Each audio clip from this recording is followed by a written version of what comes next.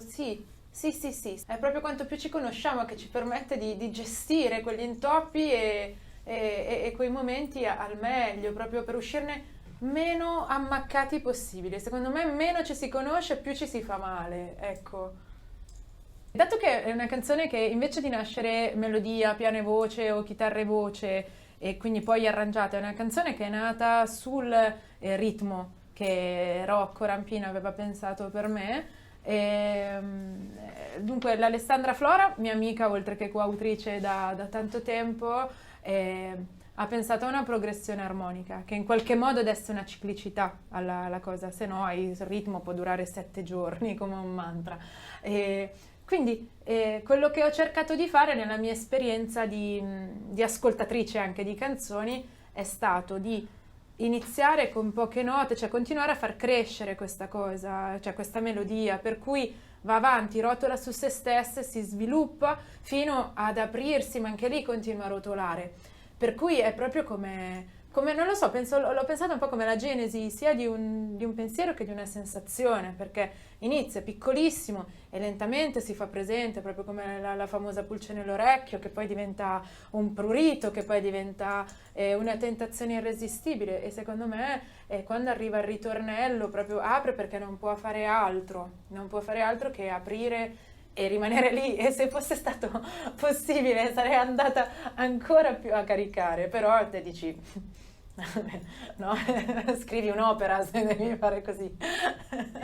E ecco, quindi le parole a quel punto erano un po' accessorie secondo me, perché c'era già quella grande, grande energia abbastanza chiara e solo Pacifico poteva aiutarmi a trovare il modo di non cadere nella retorica del testo sulla consapevolezza, sul tifo per te, su sei bella come sei, perché cioè, il rischio era abbastanza altino e quindi ecco abbiamo pensato a mettere una didascalia per come ci si sente, come se si guardasse un quadro astratto e qualcuno ti dovesse dire c'è quello e tu dici sì, effettivamente lo sapevo.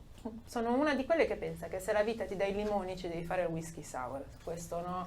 E quindi mi piace sognare donne, uomini, bambini che in macchina o nel privato della propria casa o in auto. Io l'altro giorno facevo la prova del disco, non me lo ascoltavo nell'impianto della mia macchina e penso che chiunque mi abbia affiancata sia veramente spaventato perché come si canta a squarciagola mentre si guida no, è raro, non so poi se ti capita o se ti contieni, però ecco io sono una di quelle che no, non si contiene mai, che balla al supermercato se arriva il brano, quindi sogno un impatto di questo tipo, da karaoke, da tutto quel resto. Io mi ricordo che mi avevano appena regalato il Walkman e la canzone, cioè per quanto quando io ero più piccola c'era un rapporto strano con la televisione, non ero una che aveva il permesso di vederla molto, però mi ricordo che la forza della solitudine di Laura, cioè io avevo 8 anni, 9 anni, andavo alla scuola elementare e quindi mi trovavo con il Walkman che mi avevano appena regalato a sentire la radio cioè la sera già con la luce spenta per cercare di intercettarla alla radio. Quindi questo è proprio un ricordo di bambino in cui vedi una e dici wow, cioè sì, cantare si può e oddio quanto è brava. Però devo dire che poi mi ricordo bene, cioè mi ricordo il Sanremo di Panariello perché ero lì, era il periodo della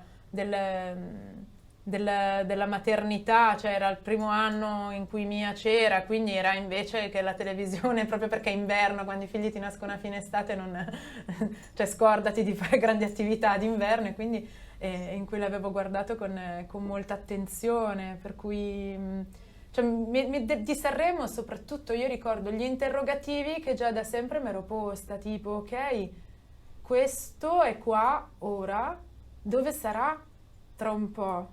Ma non da un punto di vista cinico, proprio di come appunto non fosse sufficiente il festival con tutta la sua forza a- ad assicurare un futuro a un brano e a un artista, mentre invece quando l'artista e la canzone arrivavano oltre cioè era tutto un altro film, ecco. Devo dire che poi mi ha rilassato questo, cioè proprio rispetto al discorso delle aspettative e del vedersi e quindi torniamo, no, del riconoscersi, eccetera, eccetera, eccetera. Ho proprio rimparato a vedere con avidità il mio lavoro, ma con l'avidità non di prospettive, risultati, piani marketing, che comunque sono un aspetto a cui dopo il secondo disco non puoi far finta, no? Che non esistano. E ho rimparato la fame di non avere paura di fare una cosa perché mi va, invece di farla perché devo fare bene. Per fortuna non sono mai stata una che fa discorsi di calcolo, se no sarei andata molto più lontano. Però tante volte mi sono resa conto che avrei potuto, cioè mi sono pentita di non avere mai azzardato quanto avrei voluto, no? E magari di aver avuto paura di esagerare e magari di deludere in un certo senso, ma sciocchezza a partire dalla scelta di un singolo che può determinare in un modo o nell'altro la comunicazione di un progetto, no? E quindi ho riscoperto proprio quella calma lì, tanto dici, wow, cioè quanti anni, cioè se sono fortunata ho 70 anni davanti no, un po' meno, ahimè, ormai, 60 anni nel migliore dei casi. E quindi tanto vale goderseli con tutti gli inciampi del mondo. Infatti quello che ne sta venendo fuori è tutto bello, proprio è libero e sfonda secondo me i collegamenti dello streaming in qualche modo, è molto carnale quasi. Sono proprio felice, cioè, allora ho conosciuto un pezzo di Extra Liscio in tour con Pacifico, no? E il Mirko suonava con lui nell'ultimo tour e musicista fantastico. Di Davide Toffolo ero una fan sfegatata quando ero ragazza, cioè è stata insieme a poche altre cose italiane, proprio un faro nella mia giovinezza. E Gammon, vabbè, l'abbiamo citato poco fa, anche Fedez abbiamo cantato insieme ormai quasi 6-7 anni fa. Ho lavorato insieme a Di Martino nel mio disco Naif e insomma mi sono trovata a fare altre coscritture insieme e così come con Fausto di Comacose, cioè sono tutti, in qualche modo si sta creando quella cosa molto bella, quasi giovanilista degli amici di amici.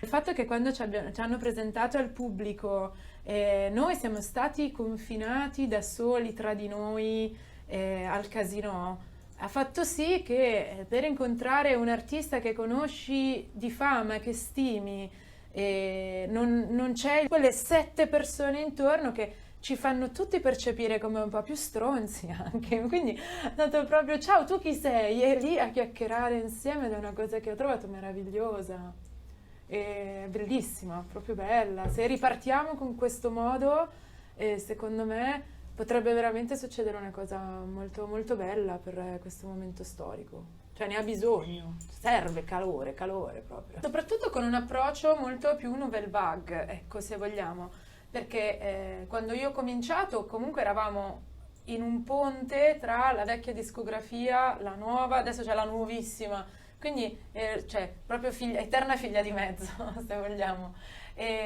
Già quando abbiamo fatto Domino, che è stato il lavoro fatto con Federico Pepe, quindi il gruppo di Les Dictateurs, le foto di Jacopo Benassi, cioè abbiamo fatto già un lavoro, se vogliamo, più complesso, tanto che era troppo difficile poi quasi spiegarlo quando hai i 3 minuti della radio in cui lanci il singolo, senza festival, perché il festival poi è un alleato fantastico quando devi lanciare un progetto.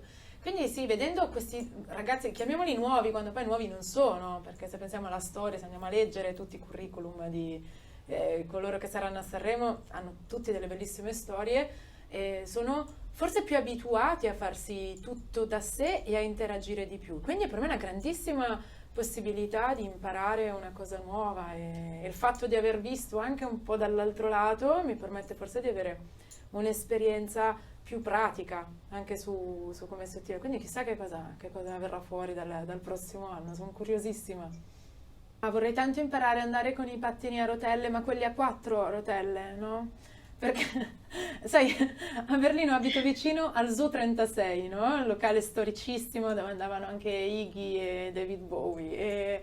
E lì il lunedì sera fanno la roller disco e a me è rimasto qua di non essere mai riuscita ad andare. Prima perché era un disastro, poi perché hanno chiuso tutto. E per la riapertura vorrei farmi trovare pronta con i pattini per ballare proprio The Goddess of the Disco.